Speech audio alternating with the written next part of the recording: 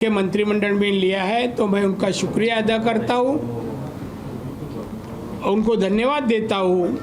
और मैं इतना ही कहूँगा कि उनको अभिप्रेत जैसा काम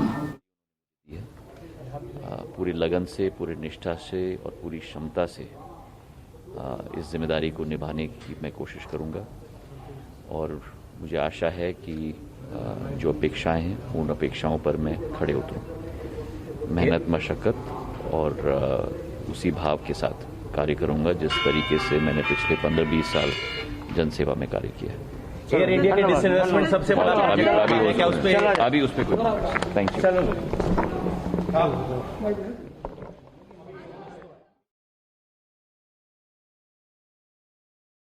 Multiple reactions and multiple pictures of the new ministers now taking charge. Those were the live reactions that came in of Narayan Rane, who was just speaking to the media, and also Jyotiraditya Scindia, who has now been appointed as the civil aviation minister following his father's footsteps and taking over from Hardeep Singh Puri, who headed this ministry, will also now be heading the urban development and the petroleum ministry. We're talking about Hardeep Singh Puri there, but the long-standing loyalist of the Congress party, Jyotiraditya Scindia, has traversed a long way after contesting his first election as a Congress candidate from 2002, and how Modi ji के द्वारा, हमारे party के अध्यक्ष JP Nadda ji के द्वारा, हमारे गृह मंत्री अमित शाह जी के द्वारा उस जिम्मेदारी का पूर्ण निष्ठा, मेहनत और क्षमता के साथ निर्वाह करना, ये मेरा उद्देश्य है।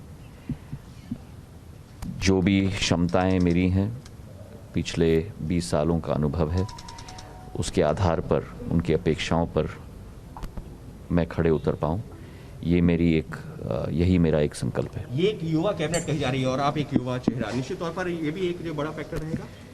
देखिए, अनुभव और युवा पीढ़ी दोनों का संगम इस कैबिनेट में है और दोनों एक दूसरे के बिना चल नहीं सकते।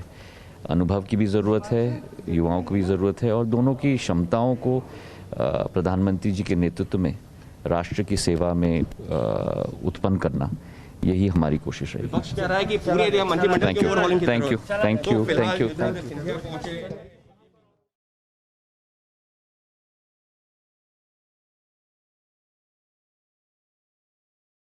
Well, Jyotiraditya Scindia, they are thanking the Prime Minister and the Union Home Minister Amit Shah for giving this opportunity, where he will now be serving as the Civil Aviation Minister in the Modi government 2.0, as a major overhaul that has already taken place. And multiple pictures continue to come across as many of those leaders are now taking